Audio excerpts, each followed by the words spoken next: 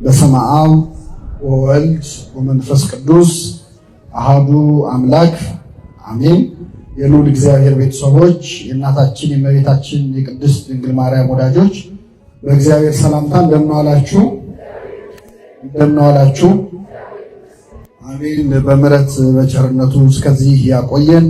በእድሜያችን ላይ የዛሬዋን ዕለት ይህችን ሰዓት ጨምሮ በቸርነቱ ቅዱስ ቃሉን እንድንሰማ ስሙን እየጠራን እንድናመሰግነው በቤቱ የሰበሰበን የአባቶቻችን አምላክ ልዑለ ባሕርይ እግዚአብሔር ስሙ የተመሰገነ ይሁን። በዛሬው ዕለት ትምህርታችሁን አጠናቃችሁ የምትመረቁ እኔ ያላስተማርኳችሁ ተማሪዎች እንኳን ለዛሬው ዕለት በሰላም አደረሳችሁ። እንኳን ለዚህ ያበቃችሁ። እንኳን ደስ አላችሁ። በሚኖረን ቀሪ ጊዜ በዮሐንስ ወንጌል ምዕራፍ 6 ላይ ተጽፎ በሚገኝ መጽሐፍ ቅዱሳዊ ኃይለ ቃል መነሻነት የእግዚአብሔርን ቃል እንማራለን።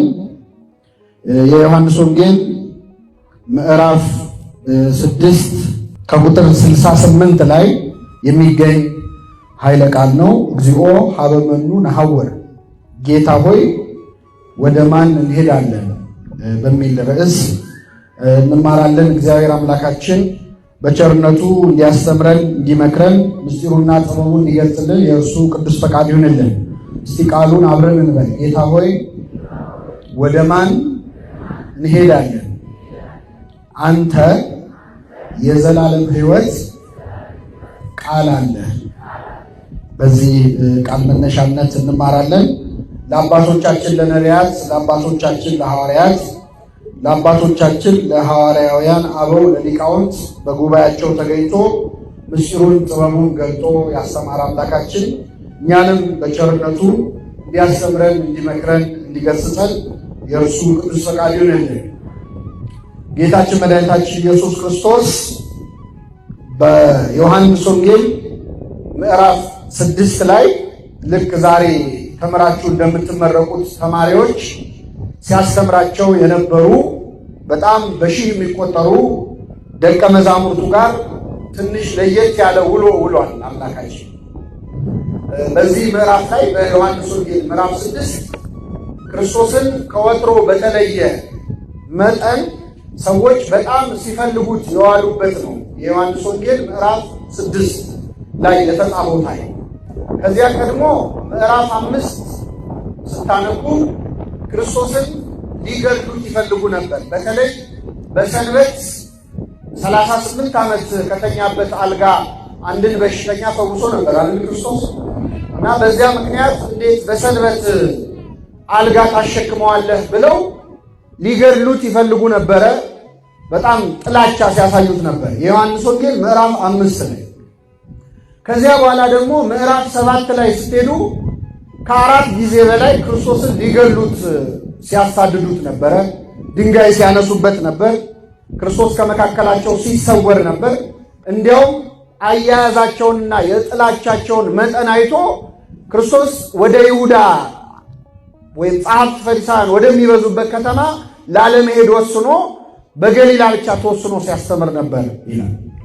በዮሐንስ ወንጌል ምዕራፍ 7 እና ምዕራፍ 5 ላይ ወደኋላ ወደፊት ስንሄድ ክርስቶስን በጣም ሰዎች ሲጠሉት ነው የምናየው። የዮሐንስ ወንጌል ምዕራፍ 6ን ግን ስታነቡ ሰዎች ክርስቶስን በጣም ወደውት ነበር። ከመቼውም ጊዜ በላይ በጣም ፍቅር አሳይተው ነበር። እንዲያውም በዚያ ምዕራፍ ላይ ክርስቶስን እንዲነግስ ሁሉ አስበው ነበር። ንጉሳችን እሱ መሆን አለበት፣ በቃ አገሪቱን ቢመራ ይሻለናል ብለው ሊያነግሱት ተመካከሩ እና ሊያነግሱት ሲመካከሩ ክርስቶስ ሸሻቸው፣ ወደ ተራራ ጥሏቸው ወጣ ይላል። አንደኛ እሱ የነገስታት ምንድን ነው? ንጉስ ነው። እሱን የሚያነግሰው አለ? የለም። አንተ ሁሉን ትሾማለህ፣ አንተን የሚሾም የለም ይላል መጽሐፈ መቃብያን። የነገሥታት ንጉሥ የጌቶች ጌታ የሆነውን አምላክ አላወቁምና ማንነቱን ንጉሥ አድርገው ሊሾሙት ሲሉ በእኛ ቤተክርስቲያን የክርስቶስ ስዕል ሲሳል ዘውድ አይደፋም። ልብ ብላችሁ ከሆነ የእመቤታችን ስዕል ላይ እሷ ዘውድ ደፍታለች፣ እሱ ግን ዘውድ ደፍቶ አይሳልም። ለምን? እሱን የሚሾመው ዘውድ የሚደፋለት አለ? የለም። ለሁሉ ዘውድ ይደፋል እንጂ ለሱ ዘውድ ሊደፋለት የሚችል ማንም የለም። እና ሊያነግሱት ሁሉ ፈልገው ነበር ይላል። ሌላው በጣም የሚገርማችሁ ዮሐንስ ወንጌል ምዕራፍ 6 ላይ ክርስቶስን ፍለጋ በጀልባ ጉዞ ሁሉ አካሂደዋል። አይሁድ ፍለጋ የት ነው ያለው ብለው በጀልባ ተሳፍረው ያው ሌላ ባህር የለም እዚያች የፈረደባት የገሊላ ባህር ላይ ሲፈልጉት ዋሉ ይላል። እና ሲያገኙት ደግሞ መምህር ወይ መቼ መጣ እንደው ብለው በቃ በፍቅር ተቀበሉት። ምን ተገኘ ነው? ምን ተገኘ? ክርስቶስን እንደዛ የሚጠሉት አይሁድ በጣም ለምንድን ነው የወደዱት ካላችሁ ባጭር ቋንቋ ያንን ቀን ጠዋት አሳና እንጀራ አበርክቶ አብልቷቸው ነበር። ስለዚህ ጠገቡ፣ በጣም በሉ፣ ጠጡ፣ ደስ አላቸው። ባህር ዳርቻ ላይ ነው ያሉት። 5 ዓሣና 2 እንጀራ ባርኮ በሉ። 12 መሶብ ተረፈ። ያን ጊዜ ሰንበትን አያስከብርም፣ ሰንበት እንዲሻር ያደርጋል፣ ሕግ አይጠብቅም፣ የእግዚአብሔር ልጅ ነኝ ይላል የሚሉት ክሶቻቸውን በሙሉ ትተው እናንግሰው ብለው ተነሱ ይላል። ሰው ለሆዱ ሲሆን እንደዚህ ነው ይላል። ንጉሡንልን ክርስቶስን ፈልገውታል። የፈለጉት ግን ለምናቸው? ለሆዳቸው ነው። እኛ እግዚአብሔርን ለምንድን ነው የምንፈልገው? ለምን ጉዳይ ነው የምንፈልገው? እንድንል የሚያደርግ ነው። ልብ አለ እና ፈለጉት። ክርስቶስ ወደ ተራራ ሄደ ሊያነግሱት ሲሉ ከዚያ ፈልገውት እስከ ቅፍርናሆም ድረስ በጀልባ ተከታትለው ያለበት ቦታ ደረሱ። ሲያገኙት ወደሱ ቀረቡና መምህር ወይ መቼ መጣ አሉት። መቼ ወደዚህ መጣ አሉት። ይህን ጊዜ ጌታችን ምን አለ? የምትፈልጉኝ ስለበላችሁና ስለጠገባችሁ እንጂ ምልክት ስላያችሁ አይደለም ማለት። ምልክት ማለት አመራ መለከተ ነው። በዮሐንስ ወንጌል ክርስቶስ ያደረጋቸውን ተአምራት በማቴዎስ፣ በማርቆስ፣ በሉቃስ ተአምር ይላል። የዮሐንስ ወንጌል ግን ምልክት ይላል። ምን ይላል? ምልክት የሚለው ምልክትነቱ ክርስቶስ የሚያደርጋቸው ተአምራቶች ምልክቶች ናቸው። ለምሳሌ ወደዚህ ደብር ለመግባት በዚህ ጋር ይወስዳል የሚል መንገድ ቀስ ቢኖር ያ ቀስ የሚያሳየው ወደዚህ ደብር ነው አይደል? ክርስቶስ የሚያደርጋቸው ተአምራትም የእግዚአብሔር ልጅ መሆኑን አምላክ መሆኑን ምንም ይሉ ናቸው፣ የሚጠቁሙ የሚያመለክቱ ናቸው እንጂ ለማስደነቅ አይደለም ክርስቶስ ተአምር የሚሰራው። ስለዚህ ጌታ የእግዚአብሔር ልጅ መሆኔን መሲህ መሆኔን አምናችሁ በምልክቱ አምናችሁበት አይደለም። የፈለጋችሁን ስለበላችሁና ስለጠገባችሁ ነው። ለሚጠፋ መብል አትስሩ አለ። ዛሬ ተበልቶ መልሶ ለሚርብ ለሚጠፋ መብል አትስሩ፣ ለዘላለም ሕይወት እንጀራ ስሩ እንጂ ለሱ ስሩ እንጂ አላቸው። ይህን ሲላቸው አይሁድ ምን አሉ? የእግዚአብሔርን ስራ እንድናገኝ ወይም እንድንሰራ ምን እናድርግ አሉት። ክርስቶስም መለሰላቸው፣ የእግዚአብሔር ስራ በላከው ታምኑ ዘንድ ነው አለ። በእኔ ብታምኑ እሱ የእግዚአብሔር ስራ ነው፣ ስለዚህ በእኔ እመኑ አላቸው። እመኑ ሲላቸው ምን አሉ? እንድናምንብህ ምን ምልክት ታሳየናለህ? አባቶቻችን ከሰማይ መና ወርዶላቸው በልተዋል እኮ አሉት። ባጭሩ ለእኛ መና ምን በልልህ? ብቻ ያቺ ቀን የምግብ ቀን ነች ለአይሁድ አይደለም? መብላት ነው የፈለጉት። መና አውርድልን፣ ከሰማይ መና አውርዶ እኮ መግቧቸዋል በሙሴ ዘመን አሉት። ምን አላቸው ክርስቶስ? ከሰማይ እንጀራ ያወረደላችሁ ሙሴ አይደለም አባቴ ነው፣ ከእግዚአብሔር ዘንድ ነው እንጀራ የሚወርደው። ስለዚህ ያ እንጀራም ደግሞ አሁን የሚወርድላችሁ እንጀራ የዘላለም ሕይወት የሚገኝበት እንጀራ ነው አላቸው። ከሰማይ የወረደ ከእግዚአብሔር ዘንድ የወረደ ሕይወት የሚገኝበትን እንጀራ ፈልጉ አላቸው። ይህን ሲላቸው ጌታ ሆይ ይህንን እንጀራ ለዘወትር ስጠን አሉት። ሲሉት ክርስቶስ መለሰ፣ የሕይወት እንጀራ እኔ ነኝ። በእኔ የሚያምን ለዘላለም አይራብም አይጠማም። ለዓለም የምሰጠው የሕይወት እንጀራ ሥጋዬ ነው አላቸው። የሰው ልጅን ወይም የራሱ ወልደ እጓለ እመሕያው ብሎ ነው ክርስቶስ ራሱን የሚጠራው።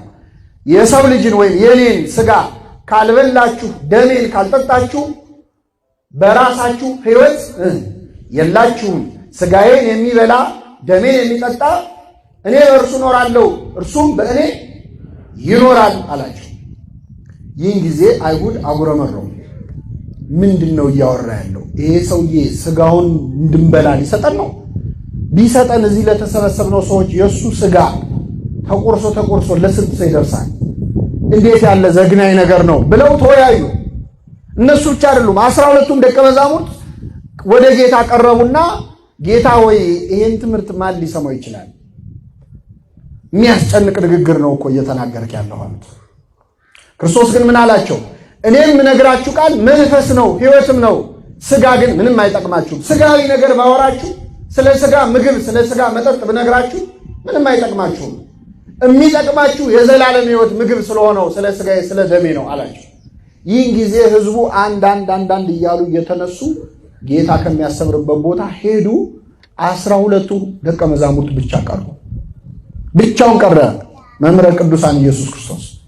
12ቱን ሐዋርያት ሲቀሩ ክርስቶስ መቼስ ውለታ ይዟቸው የቀሩ እንዳይመስል እናንተስ መሄድ ትፈልጋላችሁ አላቸው። መሄድ ከፈለጋችሁ ሂዱ፣ በግድ አይደለም በውድ ነው ማስከተላችሁ፣ ስለዚህ ሂዱ አላቸው። ይህን ጊዜ ከሐዋርያት መካከል ሁሌም ለጥያቄም ለመልስም ለእምነትም ለክደትም ፈጣን የሆነው ቅዱስ ጴጥሮስ ከጌታ አፍ ቀበል አለና ጌታ ሆይ ወደ ማን እንሄዳለን? ወደ ማን እንሄዳለን? አንተ የዘላለም ሕይወት ቃል አለ አለ። እስቲ አንዴ ልበለው፣ ጌታ ሆይ ወደ ማን እንሄዳለን አለ። አሁን ሐዋርያት እነ ቅዱስ ጴጥሮስ መሄጃ የላቸውም እንዴ? መሄዱበት ቦታ የላቸውም? አላቸው። ሌላው ሰው መሄጃ አለው። እነሱም እኮ ቤተሰብ አላቸው፣ ዘመድ ወዳጅ አላጡም። ግን አስቀድሞ ሁሉን ትተው ነው የተከተሉት። ጌታ ሆይ ሁሉን ትተን ተከተልን፣ እንኪያስ ምን እናገኝ ይሆን ብሏል ጴጥሮስ በሌላ ቦታ። ስለዚህ ሁሉን ትተው ስለተከተሉ ሌላ ዓለም፣ ሌላ ደስታ፣ ሌላ እረፍት ይገኛል ብለው አያስቡም። መጠጊያቸውም እረፍታቸውም ሰላማቸውም ሕይወታቸውም ማን ነው? ክርስቶስ ነው። ጌታ ሆይ ወደ ማን እንሄዳለን? አንተ የዘላለም ሕይወት ቃል አለ አሉት። ጌታ ሆይ ወደ ማን እንሄዳለን የሚለው ሰው ልቡን ለእግዚአብሔር አሳልፎ ሲሰጥ ነው። ብዙ ጊዜ ቤተክርስቲያን አካባቢ የሚያገለግል ሰው የሆነ ነገር ሲያበሳጨው እኔ እኮ መሄጃ አጥቼ እኮ አይደለም እዚህ የምመጣው፣ እኔ እኮ ልስራ ብል ስራ ቦታ የተከበርኩኝ ሰው ነኝ፣ እኔ እኮ ስንት ነገር ማድረግ የምችል ሰው ነኝ የሚለው ትቶ ስላልመጣ ነው። ሐዋርያት ግን ሁሉም ትተው ነው በፍጹም ልባቸውን የተከተሉት። ስለዚህ ቅዱስ ጴጥሮስ ጌታ ሆይ ወደ ማን እንሄዳለን? ምን መሄጃ አለን ካንተ ውጪ አለና አንተ የዘላለም ሕይወት ቃል አለ አለ። የምን ቃል አለ? ምንድን ነው የዘላለም ሕይወት ቃል ካላችሁ፣ ስጋዬን የሚበላ ደሜን የሚጠጣ የዘላለም ሕይወት አለው የሚል ቃል ያለ አንተ ብቻ ነህ። ሌላ ቦታ ልንሄድ እንችላለን። በምንሄድበት ቦታ ግን አንተ ጋር የምናገኘውን አናገኝ። ሌላ ቦታ ሄደን ሀብት ልናገኝ እንችላለን፣ ስልጣን ልናገኝ እንችላለን፣ ሹመት ልናገኝ እንችላለን፣ ክብር ልናገኝ እንችላለን። የዘላለም ሕይወት ግን ልናገኝ አንችልም። ሌላ ቦታ የሌለ አንተ ጋር ብቻ ያለ ነገር አለ፣ እሱም የዘላለም ሕይወት። ለምን መጣን አሁን? ለምን ቤተክርስቲያን እንማራለን? ሌላ ቦታ እኮ በጣም ያማሩ ትምህርት የሚገኝባቸው ብዙ ስልጠና ያለባቸው፣ እዚህ ንፋስ ላይ ከምንሰቃይ በተሻለ ወንበር፣ በተሻለ መስተንግዶ፣ በተሻለ ቀረጻ፣ በተሻለ አለባበስ፣ በምቾት የሚያስተናግዱን ብዙ ቦታዎች አሉ። ሌላ ቦታ የሌለ ነገር ግን እዚህ አለ። ጌታ ሆይ ወደ ማን እንሄዳለን? አንተ የዘላለም ሕይወት ቃል አለ። ሌላ ቦታ ጥሩ ተናጋሪዎች አሉ። በዚያ ዘመን ሪቶሪክ የተማሩ የግሪክ ፈላስፎች አሉ። አፍ የሚያስከፍቱ የሚያፈዙ ተናጋሪዎች ያሉበት ቦታ፣ የንግግር ጥበብ የሚያውቁ ሰዎች አሉ። እነሱ ጋር ብንሄድ ጥሩ ንግግር እንሰማለን። ለጊዜው ልባችን ይነሳሳል፣ ደስ ይለናል፣ ጭንቀታችንን ያስረሱናል። ግን ምንም ብናገኝ የዘላለም ሕይወት አናገኝም። ጌታ ሆይ ወደ ማን የሚል ልቡና ለሁላችን ያድለን። ይህንን ርዕስ ያደረኩበት ዋነኛ ምክንያት ስትማሩ ስለከረማችሁ በዚህ ዕለት ጌታ ሆይ ወደ ማን እንሄዳለን? አንተ የዘላለም ሕይወት ቃል አለህ ብሎ ቅዱስ ጴጥሮስ የተናገረው ተማሪዎች የክርስቶስን ትምህርት ጥለው በሄዱበት ሰዓት ነው አይደል? አልተመቸንም ብለው ትምህርትን አልተመቸንም ብለው በቤተክርስቲያን በርህቀትም ብትማሩ ወንበር ተዘርግቶላችሁ ቁጭ ብላችሁ ብትማሩ በየአውደ ምሕረቱ የሚሰጠውን ትምህርት ብንማር በየትኛውም መንገድ ብንማር ለሁላችን የሚሰሩ እግዚአብሔር ቢሆኑ ደስ የሚሰኝባቸው ባይሆኑ የሚያዝንባቸው በጣም ወሳኝ ነጥቦች አሉ። ከነዚህ መካከል የተወሰኑትን ለመማር ነው ይህንን ምዕራፍ የመረጥነው። እንደ ጴጥሮስ ጌታ ሆይ ወደ ማን እንሄዳለን? አንተ ጋር ያለው ቃል የዘላለም ሕይወት ቃል ነው ብሎ ለመረዳት እንዲችል አንድ ክርስቲያን ማድረግ የሌለበት ብዙ ነገር አለ። የመጀመሪያው አሁን ሲያደርጉ እንዳየናቸው ምን አይነት ተማሪዎች ነን ሲባል የመጀመሪያው ነገር ትምህርቱን የምንመርጥ ተማሪዎች መሆን የለብንም። ምንመርጥ? ትምህርት የምንመርጥ ማለት መንፈሳዊ ትምህርትን ሰው ሁሉ ይማረዋል ደስ ብሎት፣ ግን ትምህርቱ እንደሚፈልገው ሲሆንና እንደሚፈልገው ሳይሆን የተማሪው አቀባበል አንድ አይነት አይደለም። በዚህ ላይ ሊማሩ የመጡት ሰዎች ቀኑን ሙሉ ጌታን ሲያሳድዱ የዋሉት ምን እናገኛለን ብለው አይሰማም። ምግብ ፈልገው ክርስቶስ መጨረሻ ላይ ካሁን መና አውርዶ አበላን፣ ትናንት ማታ በልተናል፣ ወይ ቁርስ ወይ ምሳ ዛሬ እሱ ጋር እንበላለን ብለው በጀልባ ሲያሳድዱት ውለው እንጀራ ይሰጠናል ብለው ሲያስቡ የሕይወት እንጀራ እኔ ነኝ፣ ይህ እንጀራ ምን ነው አለ፣ ሥጋዬን ብሉ ደሜን ጠጡ ብሏቸው አረፉ። ይህን ጊዜ ትምህርቱ አልተመቻቸውም። ትምህርቱ እንደሚፈልጉት አልሆነም። የሚፈልጉትን ነው እንጂ መማር የፈለጉት የሚያስፈልጋቸውን አይደለም። ክርስቶስ ያስተማረው የሚፈልጉትን ሳይሆን ምንም ይላቸው የሚያስፈልጋቸው የማን ሥጋና ደም? የክርስቶስ። የመጀመሪያው እንደ ተማሪ በጣም ብዙ ዋጋ እየከፈልን ያለ ነው። ቤተ ክርስቲያናችን የምታስተምረን ትምህርት እኛ መማር የምንፈልገው አይነት እንዲሆን እንፈልጋለን። ክርስቶስ ሊቀ ካህናት ነው። በአጠገቦቻችን ንስሐ አባቶቻችን አሉ። ልክ ጌታ ጋር የተማሩ ሰዎች ክርስቶስ ምግብ እንዲያበላቸው ብቻ እንደፈለጉት በጣም ብዙ ሰዎች ንስሐ አባት ይይዛሉ። ንስሐ አባታቸው ቤት መጥተው ጠበል እንዲረጩ ይፈልጋሉ። ማዕድ እንዲቆርሱ እንዲባርኩ ይፈልጋሉ። ሲታመሙ እንዲጠይቋቸው ይፈልጋሉ። ቁረቡ እንዲሏቸው ግን አይፈልጉም። የዛኔ ጨዋታው ምን ይላል? ያቆማል። አይ መጡና እዚህ ላይ አበላሹት ይላል። ሰው ስብከት ይሰማል፣ ደስ ብሎት ይሰማል፣ በፍቅር ይማራል። አቤት መምህር ገሌ፣ አቤት ዛሬ ያስተማሩት ትምህርት ብሎ ተደንቆ ይሰማል። መቼ ነው ትምህርቱ የሚያስጠላው? ንስሐ ግባ የተባለ እንደሆነ ሥጋ ወደሙ ተቀበል የተባለማ ከሆነ በተለይ ወጣት ከሆነ መምህሩ መጣና አበላሸ ይላል። አንድ ጊዜ ዱባይ የሚባል ሀገር ቅዳሴ እንግዲህ በጣም ደስ የሚለው አረብ ሀገር ሲባል እኛ የምናስበውና እውነታ መሬት ላይ ያለው ነገር በጣም ይለያያልና ቅዳሴ ሲቀደስ መቅደስ ውስጥ ያስቀደሰው በሙሉ ይቆርባል። በሙሉ ነው የሚቆርብ እና ሰው ሁሉ ሲቆርብ አንድ ልጅ ለበዓል መጥቶ እዛ ቆሞ ሲያይ ሰው ሁሉ ሲሄድ እኔም ልቁረብ ብሎ ተሰልፎ ተከትሎ ቆረበ። ቁርባን መሆኑን ራሱ አላወቅም።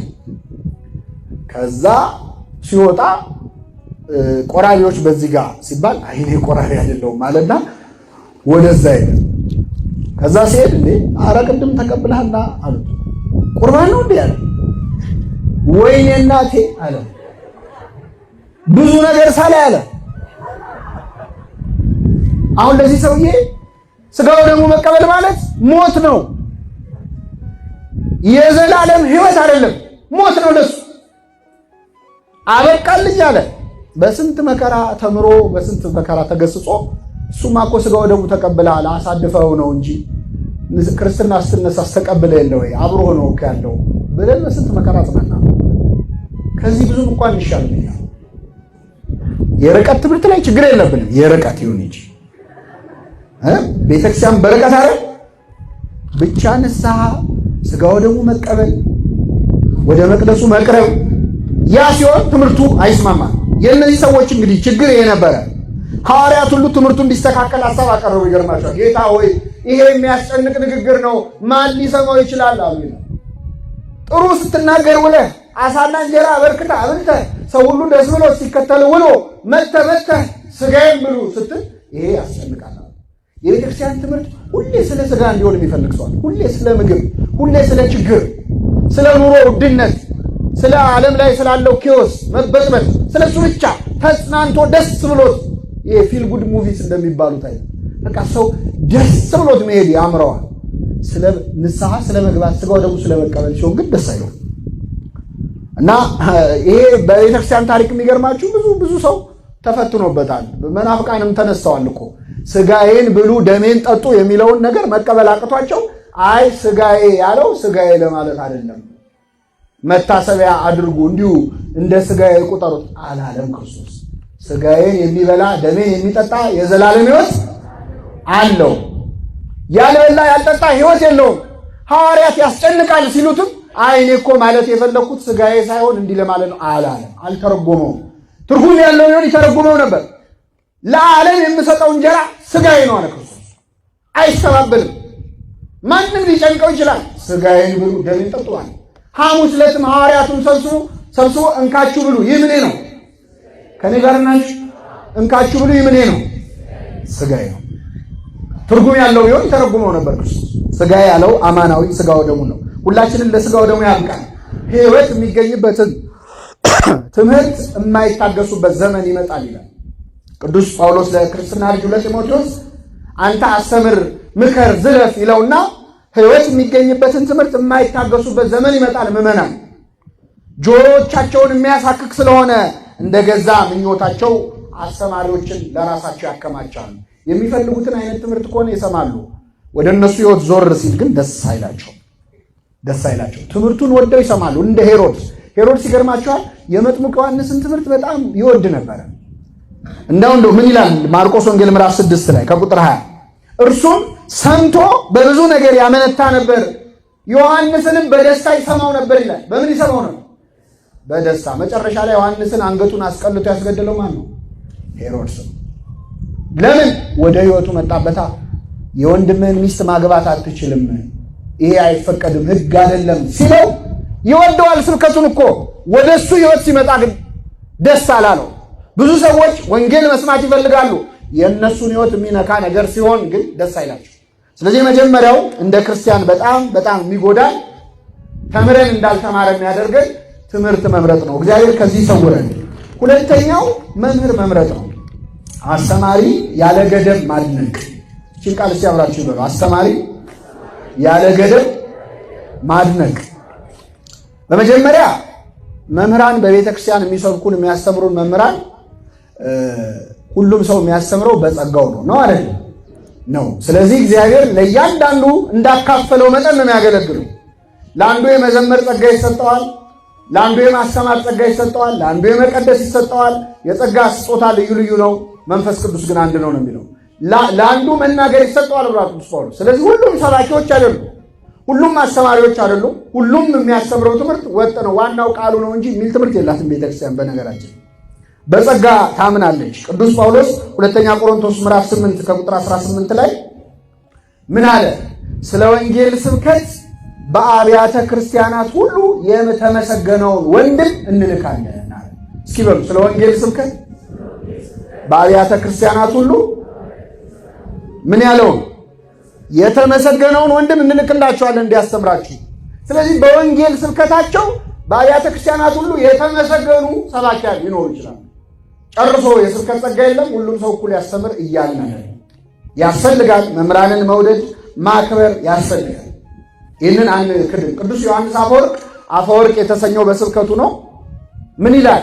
ጸጋ የሌለው የማስተማር ጸጋ የሌለው ሰው ቢያስተምርም ህዝቡን አይጠቅምም። መንፈሳዊ እንኳን ቢሆን ጸጋው ከሌለው ግን ሊጠቅም አይችልም ብሎ ደግሞ ውዳሴ ከንቱ ሚሻ መምህር ከሆነ ደግሞ ጸጋው ኖሮትም ለህዝቡ ሊጠቅም አይችልም። ያው ናቸው። ጸጋ የሌለው መምህርና ጸጋ ኖሮት ውዳሴ የሚፈልግ መምህር አንድ ናቸው ይላል ቅዱስ ዮሐንስ አፈወርቅ። ስለዚህ መምህራንን መውደድ፣ ማክበር፣ ትምህርታቸውን መስማት፣ እግዚአብሔር በእነሱ በኩል ይናገራል ማለት አይከለከልም። ችግሩ ምንድነው? ከገደብ በላይ ማድነቅ ሲመጣ።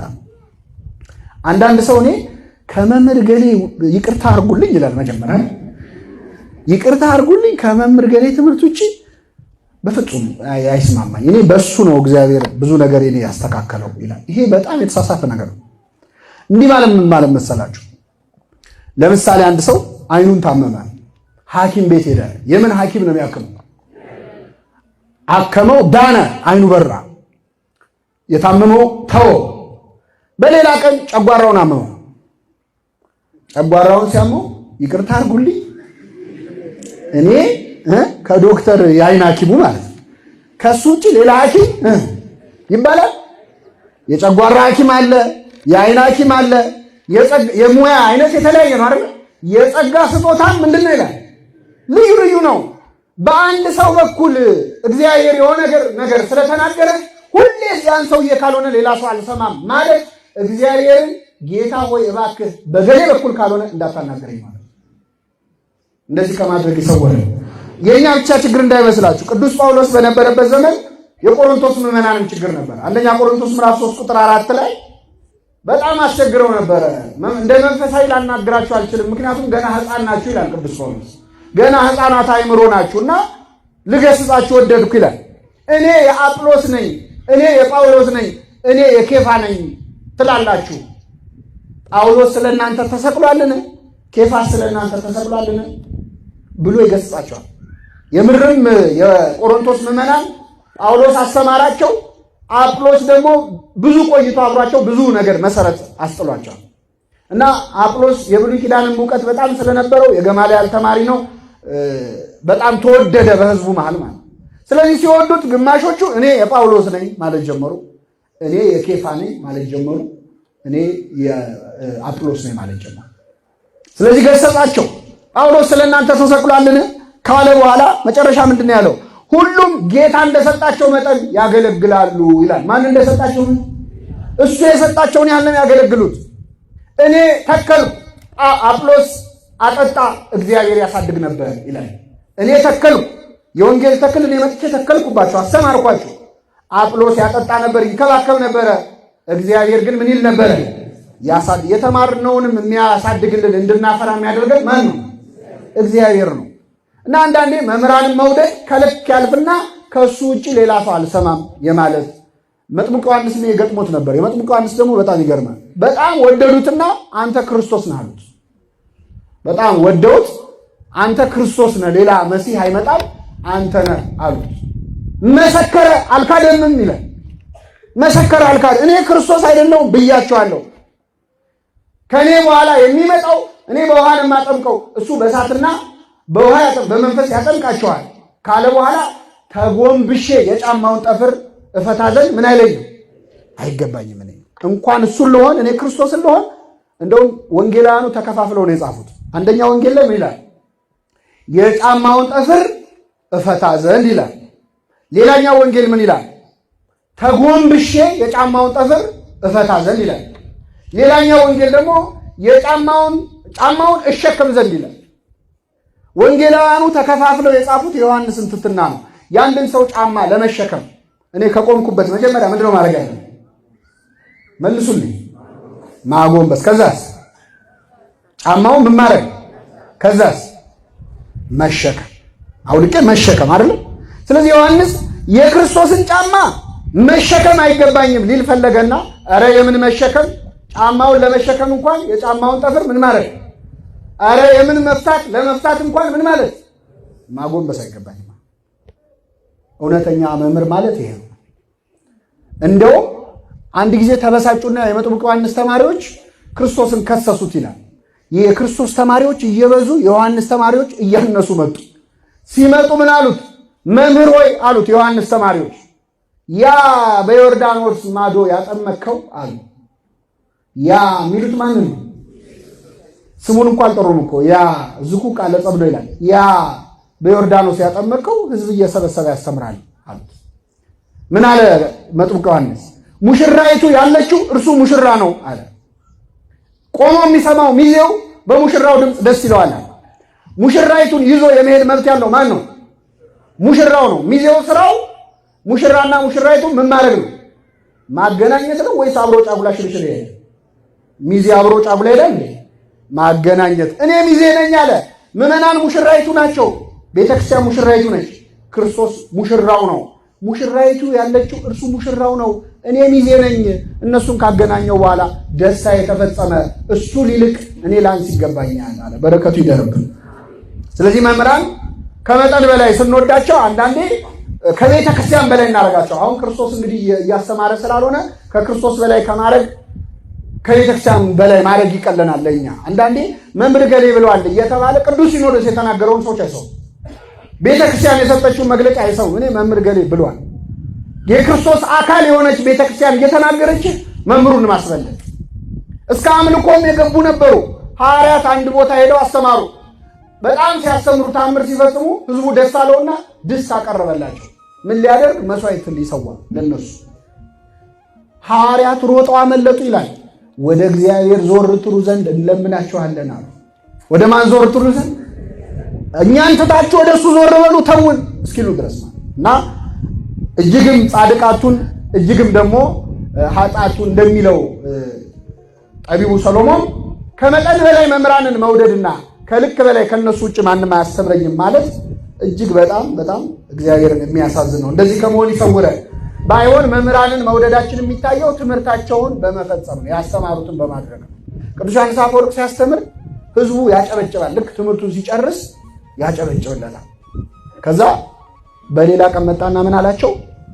ከምታጨበጭቡልኝ የተማራችሁትን ሂዱና በህይወት ኑሩት፣ ፈጽሙት፣ ያን ጊዜ ነው ደስ የሚለኝ አላቸው።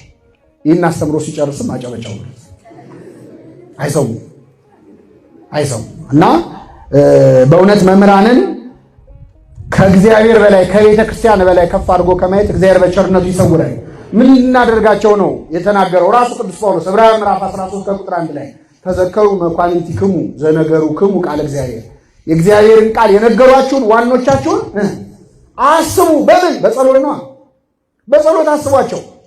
የሚያስተምሯችሁን ሰዎች በጸሎት አስቧቸው።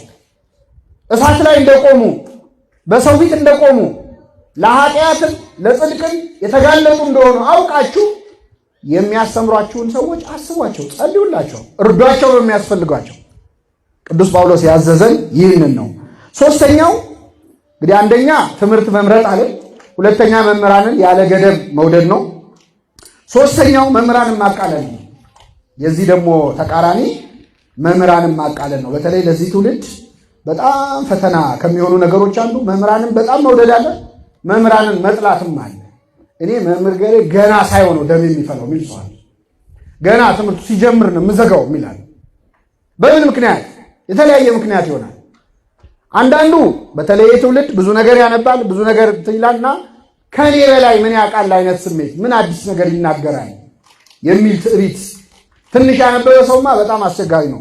አንድ መጽሐፍ ካነበበ ሰው ተጠንቀቅ ይባላል። አይችልማ፣ በጣም አስቸጋሪ እና ትንሽ እውቀት ያለው ሰው በተለይ ይታበያል። ሲማር ራሱ ለማወቅ አይደለም የሚማረው፣ ለግምገማ ነው። የንግግር ጥበብ ግምገማ ነው። ቁጭ ብሎ ዳኛ ነው።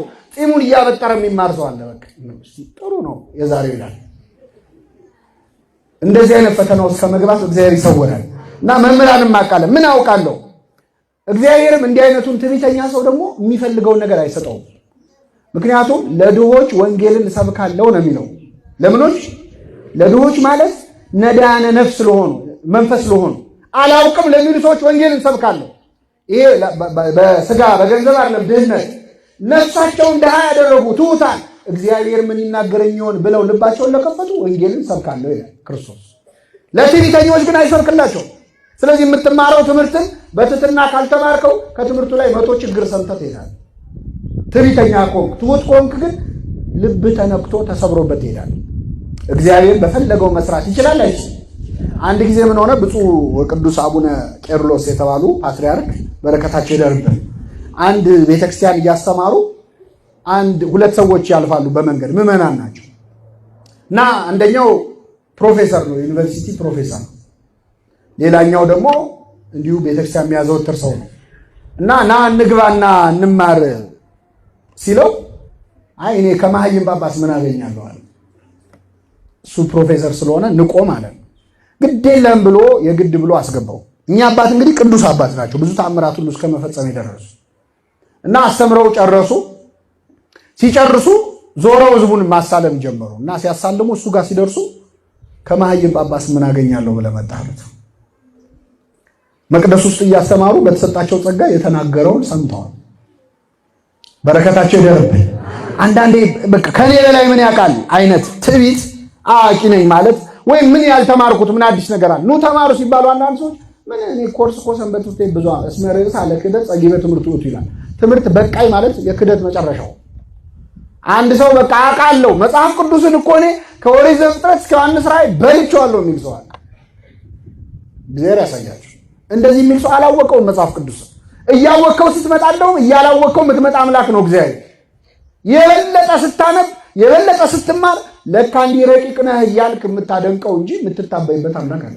እኛ ግን ዕውቀታችን ውስን ስለሆነ እንታበያለን። ልማር ካለ ግን ሰው አይደለም ከኔ አይነቱ ሰባኪ ቀርቶ ዝቅ ካለ ከዛም ከወረደ ሰው ከሰው ሳይሆን ከትልም የተማሩ አሉ። እነ ቅዱስ ያሬድ አይደል?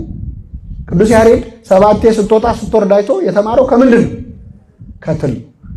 አሁን እኛ ምን እንማራለን? ከትል። በእርግጠኝነት በሆነ ነገር ወደታች አውርደ ጭፍልቅ ምንድነው 10 የምትመላለስብኝ ነው የምትለው። እሱ ግን ተማረ። ልብ ላለው ሰው ከትል ይማራል ለካ። በለዓም የተማረው ከአህያ ነው። ከአህያ እግዚአብሔር ያሳያል። እንደውም ተናግራ ማታውቅ አህያ እግዚአብሔር አናገረ። ምን ይላል ቅዱስ ጴጥሮስ ይህን ሲናገር? ቃል የሌለው አህያ በሰው ቃል ተናግሮ የነቢዩን እብደት አገደ። እስከዛሬ የምትቀመጥብኝ አህያ አይደለው? ለምን ትመታኛለህ አለችው። ስላላገጥሽብኝ ነው። ሰይፍ በእጄ ቢኖር ኖሮ ገልሽ ነበር አላት። ትንሽ የሚገርመው መልስ መስጠቱ። ይሰጣል ለአህያ መልስ።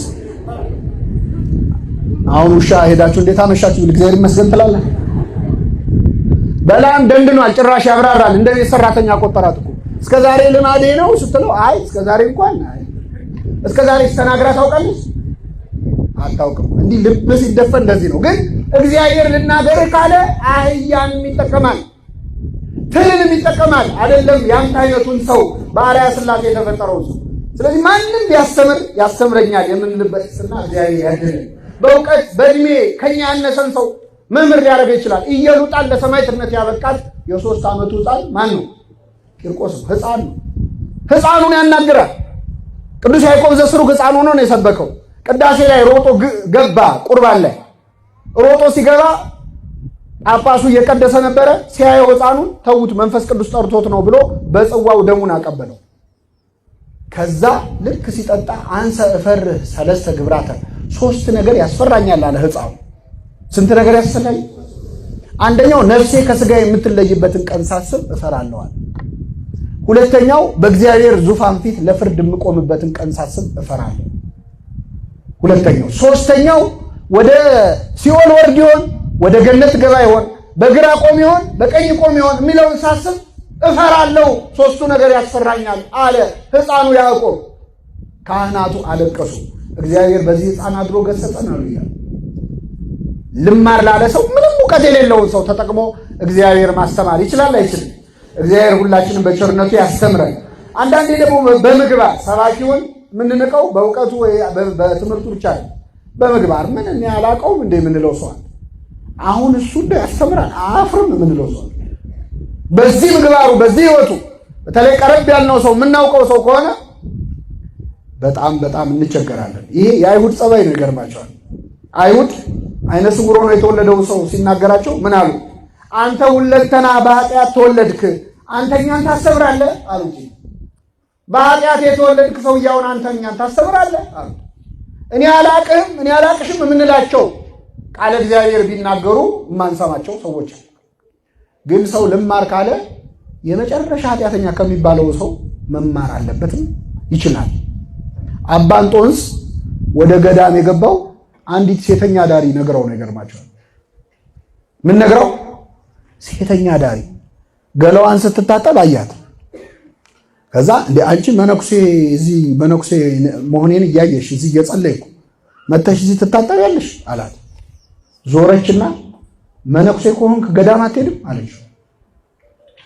በጣም ልቡን ነክቶት ደረቱን እየደቃ እውነቷን እኮ ነው መነኩሴ ከሆንክ ገዳም ግባ አለችኝ እኮ ብሎ ወደ ምድረ በዳ ሸሸ።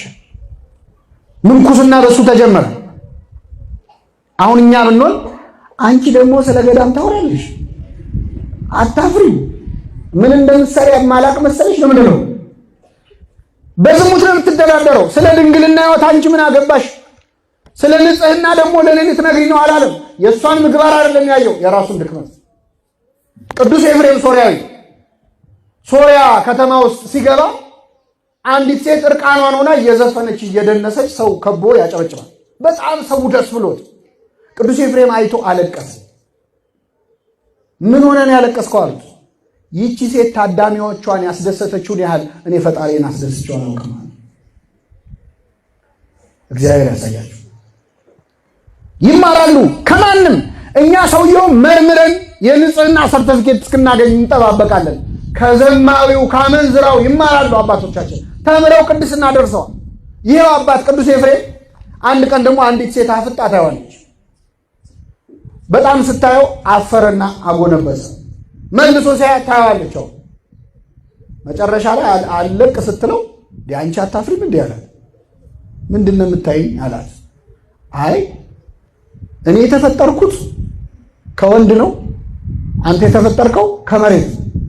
ወንድ የተፈጠረው ከምንድን ነው? ከመሬት ነው። ስለዚህ አንተ ከመሬት ነው የተፈጠርከው፣ መሬት መሬቱን፣ እኔ ካንተ ነው የተፈጠርኩት። ማንን አያለ። ሴቶች ማስታወሻ ያዛችሁ። ቅዱስ ኤፍሬም ይገርማቸዋል። ይችን ቃል ሰምቶ በጣም ደንቆት አዲስ መጽሐፍ ጻፈ በዚህ ጉዳይ። ስለዚህ ሴት ነው የሚለው። ፍራግመንቱን የተገኘው ጠፍቷል፣ የጻፈው ድርሰት ማለት። ለምን ታይኛለሽ ስላላት ሴት አዲስ መጽሐፍ ጻፈ። አባቶቻችን እንደዚህ ናቸው በእውነት። እነሱን የተማሪነት መንፈስ በልቡናችን ያሳድርብን። ሁልጊዜ መማርን፣ ሁልጊዜ ራስን በትህትና አንዳንዴ መምህር ገሌ ያስተምራል ብለን ወይ ጥሩ ትምህርት አለ ብለን ሰው ጋብዘን አንዳንዴ ትምህርቱ እንደማይሆን ይሆናል እና ሲሆን እናፍራለን። እግዚአብሔር ግን መናገር ይችላል አይችልም? ይችላል። አንዱ ልጅ በጣም ጥሩ ጉባኤ አለ ና ልውሰድ ጥሩ ትምህርት አለ ብሎ ጓደኛውን ይጠራዋል። እሺ ብሎ ጠራው። መጣ። ትምህርቱ ሲጀመር መምህሩ ቀረና መርሃ ግብር መሪው ቀረ፣ ቆሟል፣ ተጨንቋል። በጣም ይጨነቃሉ መርሃ ግብር የሚመርሱት እና ምዕመናን በቃ መምህሩ ስላልመጣ አንድ የምወደውን ጥቅስ ላንብብላችሁና የዛሬው ጉባኤ ይጠናቀቃል። ገለጠና ጥቅስ አነበበላቸው። ጥቅሱ ምንድነው የሚለው? አብርሃም ይስሐቅን ወለደ፣ ይስሐቅም ያዕቆብን ወለደ፣ ያዕቆብም እገሌን ወለደ። ይሄ የሚላል አይደል? ዮሐንስ ማቴዎስ ወንጌል ምዕራፍ የዘር ሐረጉን እገሌም እገሌን ወለደ፣ እገሌም እገሌን ወለደ ብሎ የሰማነውን በልቡናችን ያሳድርብን። አፈረ። አሁን እንደው ጥቅስ ሊጠፋ እንደው ሌላ ነገር አያነብም፣ እገሌ እገሌን ወለደ ይላል ብሎ በኋላ የተጋበዘውን ሰውዬ ሲያናግረው በጣም ልቡ ተነክቷል። ምኑን የነካ አለው? የነዚህ ሁሉ ሰዎች ስም በመጽሐፍ ቅዱስ ከተጻፈ እግዚአብሔር እኔንም ያውቀኛል ማለት ነው። እኔንም ለካ ያውቀኛል፣ አስቦ እንዲህ ከቆጠራቸው እኔንም ቆጥሮኛል ይላል። እግዚአብሔር ከመንግስቱ ሁላችንን ይቁጠራል። የመጨረሻው ነጥብ እስካሁን ያየነው ጌታ ሆይ ወደ ማን አንተ የዘላለም ሕይወት ቃል አለ። እንግዲህ አምላካችን ኢየሱስ ክርስቶስ ያዘነባቸው በመሄዳቸው ትምህርቱን አቃለው በመሄዳቸው ያዘነባቸው ተማሪዎች ያሳዩትን ትምህርት መምረጥን አይተናል። ሁለተኛ መምህሩን ከገደብ በላይ ማድነቅን አይተናል።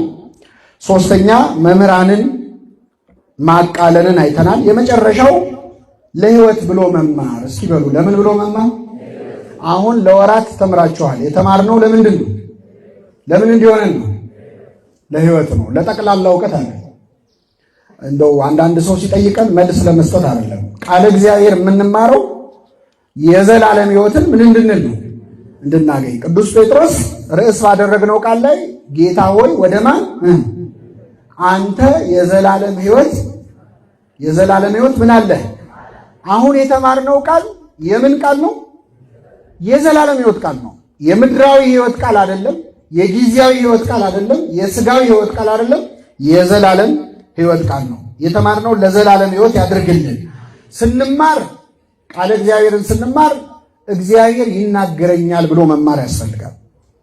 እግዚአብሔር ዛሬ ለኔ ምን ሊለኝ ነው የሚፈልገው? ምን መልእክት ሊያስተላልፍልኝ ነው?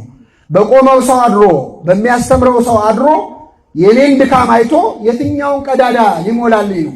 እግዚአብሔር በአንድ ልጁ በኢየሱስ ክርስቶስ የሚሞላው ክፍተት በእያንዳንዳችን ሕይወት ውስጥ አለ የለም? አለ። አንዳች የሚጎለን አንዳች የሚያንሰን ነገር አለ።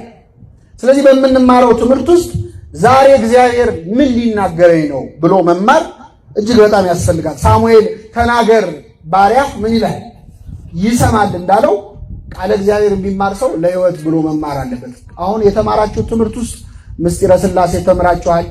ምስጢረ ሥላሴን ብቻ አይደለም የእግዚአብሔርን ሦስትነትና አንድነት ተምራችኋል። በዚያ ውስጥ ምን ትማራለህ? አንድነትን፣ ህብረትን፣ ፍቅርን በዛ ውስጥ ትማራለህ። ምስጢረ ሥጋዌን ትማራለህ። የእግዚአብሔርን ትሕትናውን ሰውን ለማዳን የሄደበትን ርቀት ትማራለህ። በምስጢረ ጥምቀት ትሕትናውን ትማራለህ። በምስጢረ ቁርባን ፍቅሩን መቼስ አምላኬ ይወደኛል ይላል ሰው።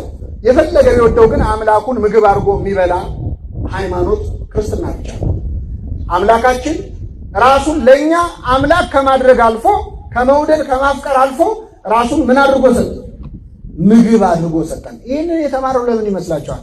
ንስሐ እንድንገባ ሥጋ ወደሙ እንድንቀበል። እንግዲህ ተጠመቁ አንላችሁም፣ ተጠምቃችኋል። ማተብ ያሰራችሁ ክርስቲያኖች ናችሁ። የተማራችሁ ትምህርት ውጤቱ የሚለካው አንድ ምስጢር ለመፈጸም ቢያንስ ንስሐ ለመግባት ለሥጋ ወደሙ እንኳን አሁን ዝግጁ አይደለሁም ብለን ብናስብ ቢያንስ ንስሐ ለመግባት ቢያንስ መንገዳችንን ለመቀየር የምንዘጋጅበት ሊሆን ይገባል። አንዳንዴ ትምህርት እየተማርን ለራሴ ብለን አንማርም። አሁን የሚሰጠው ስብከት የሚሰጠው ትምህርት የሚመስለን ለእኛ አይደለም። አንዳንዴ እንደውም አንዳንድ ሰው እየተማረ ይህንን ትምህርት እገሊት ብትኖር ጥሩ ነበር ብላችሁ ወይም ደግሞ ለገሌ ልክ ልኩን ነገረልኝ ብለን እናስባለን። ዛሬ ለገሊት ነበር። ቆይ ይህን ትምህርትማ ቀብቶ ነው ማሰማት ምንለው ሰው። እግዚአብሔር የሚናገረን ለማን ነው? ለራሳችን። ነቢየ እግዚአብሔር ዳዊት ይህንን አድርጎ ነበረ። ለእኔ ብሎ አለመማር በጣም ጥሩ ምሳሌ ይሆናል። ነቢየ እግዚአብሔር ዳዊት በሕይወት ዘመኑ ከሰራቸው ኃጢአቶች በጣም ብዙ የተጸጸተ ያለቀሰበት ኃጢአት አንድ አለ። እንግዲህ እንደ ዳዊት አልቃሻ የለም። በነገራችን ላይ ዳዊት አልጋ ቅዱስ ዮሐንስ አፈወርቅ አልጋ ሊገዛ የሚፈልግ ሰው ካለ እኔ ላጋዛው ይላል። ላጋዛችሁ ጥሩ አልጋ ያለበት ልውሰዳችሁ ይልና ይኸውም አልጋ የዳዊት አልጋ ነው። ምንድነው ካላችሁኝ አልጋዬን ዘወትር በእንባ አጥባለሁ ይላል። በእንባ የሚታጠብ አልጋ ለሁላችን ያድለን። ነቢየ እግዚአብሔር ዳዊት ሁሌ ያለቅስ ነበር። አንዴ ለሰራው ኃጢአት እድሜው ሙሉ አልቅሷል። እኛ እድሜያችንን ሙሉ ለሰራነው ኃጢአት አንዴ አልቅሰን ነው አናውቅም። እና ምንድነው ኃጢአቱ ስትሉ መጀመሪያ ስራ መፍታት ነበር። ምን ነበር? ስራ መፍታት ኃጢአት ነው። ስራ ማጣት አይደል፣ ስራ መፍታት። ስራ ፈቶ በሰገነቱ ላይ ይመላለስ ነበር። ሲመላለስ የሚገርማችሁ አንዲት ሴት ገላዋን ስትታጠባየ እርቃኗን ተመልክቶ ልቡ በሐጸ ዝሙት በዝሙት ጦር ተነደፈ፣ ተመኛት። ማናት ብሎ ጠየቀ ይላል። የኬጢያዊው የኦርዮ ሚስት ናት አሉት። ባለ ትዳር ነች አሉት። ሲሉት አስመጣት ይላል። ባለ ትዳር ነች ከተባለ በኋላ ጨዋታው መቆም ነበረበት አይደል? እሱ ግን ምን አለ? አስመጣት፣ አስነወራት ይላል መጽሐፍ ቅዱስ። ሩካቤን ሲገልጸው በሕግ የተፈጸመ ከሆነ አዳምን ሚስቱን ሔዋንን አወቃት ይላል አይደል? ከሕግ ውጭ ከሆነ ግን አስነወራት፣ ደረሰባት። አስነወራት። ይቺ ሴት ጸነሰች። እንደ ጸነሰች ላከችበት። አሁን ነገሩ ቢሰማ ለዳዊት ለስሙ ጥሩ ነው? ጥሩ አይደለም። ስለዚህ የወታደር ሚስት ደፈረ ንጉሱ እንዳይባል ባሏን ኦርዮን አስመጣው ከጦር ሜዳ። አሁን ይህ ታሪክ ለምን የተጻፈ ይመስላችኋል?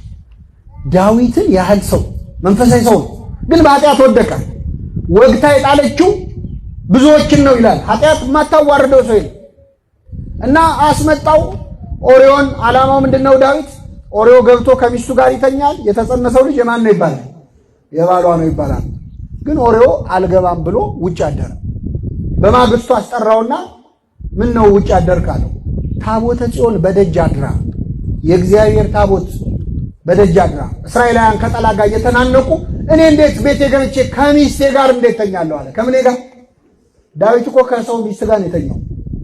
እሱ ግን እንዴት ከሚስቴ ጋር? አሁን ለዳዊት ኦርዮ የታቦተ ጽዮንን ክብር ይንገረው፣ ያውም ኬጢያዊ ከአሕዛብ የመጣ። አንዳንዴ ሰዎች መንፈሳዊ ስለሆኑ አገልጋይ ስለሆኑ አባት ስለሆኑ ጸጋ ስላላቸው እማይስቱ ይመስለናል። እማይስት ሰው የለም። ወግታ የጣለቻቸው ብዙዎችን ነው ይላል። እኔ አምኜው ነበር፣ አምኛቸው ነበር፣ እሱ እኮ ሲዘምር፣ እሱ እኮ ሲሰብክ፣ እሳቸው እኮ ሲፈውሱ ብሎ ነገር የለም። ቢፈውስ ከዳዊት በላይ ይፈውሳል። ሀብተ ፈውስ አለው፣ ሀብተ ትንቢት አለው፣ ሀብተ ዝማሬ አለው፣ ሀብተ በገና አለው። ጸጋ ሞልቶለታል። ጸጋ ግን ከኃጢአት አይከለክልም። እና ጭራሽ ነገረው፣ እንዴት ታቦተ ጽዮን በደጅ አድራ አለው። ድጋሚ አበላው፣ አጠጣው። ገብቶ ከሚስቱ ጋር እንዲተኛ ነበር። እሱ ግን ውጭ አደረ። ምን ነው ሲለው አይ ታቦተ ጽዮን በደጅ አድራል። አንተ አትሰማም አለና ደብዳቤ አስይዞ ላከው። ይገደል የሚል ደብዳቤ ነበር። ወስዶ ሰጠ። ልክ እንደ ክርስቶስ መስቀል ተሸክሞ እንደሄደው የሞቱን ደብዳቤ እንደ ባህራን እንደ ይስሐቅ ወስዶ ሰጠ። ሲሰጥ እያዘነ ጦር መሪው ኤልያብ ወሰደና ለወታደሮቹ ትእዛዝ ሰጣቸው። ኦሪዮን ይዛችሁ ሂዱና ተዋጉ አላቸው። ውጊያ ላይ ልክ ጠላት ግር ብሎ ሲመጣ ጥላችሁ ሽሹ አላቸው። እሺ አሉ። የንጉሥ ትእዛዝ ነው። ጓደኛቸው ኦሪዮ አብሮ ሲሄድ ጠላት ሲመጣ ግር ብሎ ሲመጣ ጥለውት ሄዱ። ብቻውን ታቦተ ጽዮንን ጥላችሁ ወዴት ነው የምትሄዱት እያለ እየለፈለፈ ተደብድቦ ሞተ። ይሄ ሲሆን በሰማይ ሆኖ ማን ይመለከታል? እግዚአብሔር። ነቢዩ ናታን በፈረስ ላይ ሆኖ ወደ ዳዊት መጣ። ንጉሥ ሆይ በአገር ትልቅ በደል ተፈጽሟል። ነቢያት በፈረስ ላይ ከመጡ ችግር አለ፣ በአህያ ላይ ከመጡ ሰላም ነው። ችግር ተፈጽሟል በአገር አለ። ምንድን ነው አለ? አንድ ሰው ነበረ፣ ብዙ በጎች ያሉት ባለ ሀብት ነበረ። ከጎረቤቱ ደግሞ አንዲት በግ ያለችው ደሃ ሰውዬ ነበረ እና ይሄ ደሃ ሰው ወደ ሩቅ አገር ሊሄድ ሲል ለዚህ ለባለጸጋው እችን በግ አደራ ያዝልኝ ብሎ ሰጠውና ወደ ሩቅ አገር ሄደ። ይሄ ሰውዬ ብዙ በጎች ያሉት ሰው የዚህን ጎረቤቱን የደሃውን በግ ከወሰደ በኋላ ድንገት እንግዳ መጣበት። እንግዳ ሲመጣበት እችን አንዲት በግ ከበጎቹ ላለማረድ ሳስቶ አንዲቱን በግ አረደበት እና እንግዳ አስተናገደበት። ምን ይመስላል ንጉሡ ያለው? ዳዊት አዘነ። ይሄ ሰውዬ ምናምንቴ ነው አለ። ስለ አንድ ፈንታ 4 እጥፍ ይመልሳል። ስንት እጥፍ? ወንጉሥ ፈታይ ከበርዝከ ንጉሥ ሆይ የፈረድከው በራስ ላይ ነው። ብዙ በጎች አሉት የተባልከው አንተ ነህ። አንድ በግ አለ የተባለው ኦሪዮ ነው። እንግዳ መጣብህ የተባለው ፍትወት ነው፣ ጊዜያዊ ምኞት ነው። እግዚአብሔር ባይፈቅደውም ዳዊት ብዙ ሚስቶች ነበሩት እና ይህ ፈቃድህ ሲመጣብህ ከሚስቶች ጋር ልታሳልፍ ስትችል አምኖ ጥሎ ለሄደውን አንዲት በግ ሚስቱን ቀማኸው፣ እሱንም ማስገደልከው። ያ ሰው አንተ ነህ አለው። ያ ሰው ማነህ? አንተ ነህ። ይሄ ማለት ምን መሰላችሁ? የምንሰማው ስብከት ውስጥ ያ ሰው እኔ ነኝ ብሎ መስማት ያስፈልጋል። ዳዊት በሌላ ታሪክ ተደርጎ የተነገረው የማ ታሪክ ነው? የራሱ ነው። እሱ ግን ወይ ጉድ እንደው ምን አይነት ነገር ነው ይላል። ይሄ ማለት እኛ ነን። ስለሆነ ነገር ሲነሳ፣ ስለ ኃጢአት ሲነሳ፣ ስለ ሐሜት ሲነሳ፣ ስለ ዘረኝነት ሲነሳ፣ ስለ አመንዝራነት ሲነሳ እኛ አይምሯችን ላይ የሚመጣው ሌላ ሰው ነው። ይሄ ለገሊት ነው፣ ይሄኛው ደግሞ ለገሌ ነው እያልን እንመድባለን። ግን በእግዚአብሔር ቃል የሚነገረው ያ ሰው ማን ነው? እኛ ነን። መስታወት ነው የእግዚአብሔር ቃል። መስታወት የምናየው የማንም ፊት ለማየት ነው ወይስ የጎረቤቶቻችን አሉ እንዴ ትላላችሁ? ሄዳችሁ የራስህን ነው የምታየው። ቃል እግዚአብሔር መስታወት ነው። መስታወት አይቶ ጉድፍ ያለበት ሰው ጉድፉን ያወጣል። ቅዱስ ያዕቆብ ምን አለ? ቃሉን ሰምቶ የማያደርገው ሰው መስታወት አይቶ ጉድፉን ካየ በኋላ ጉድፉን ሳያነሳ የሚወጣ ሰው ይመስላል ይላል። ስለዚህ አምላካችን በምንማረው ቃል ውስጥ ራሳችንን ፈልገን እንድናገኝ በቸርነቱ ይርዳን። ጌታ ሆይ ወደ ማን እንሄዳለን? አንተ የዘላለም ሕይወት ቃል አለ። የሰማነውን በልቡናችን ያሳድርብን።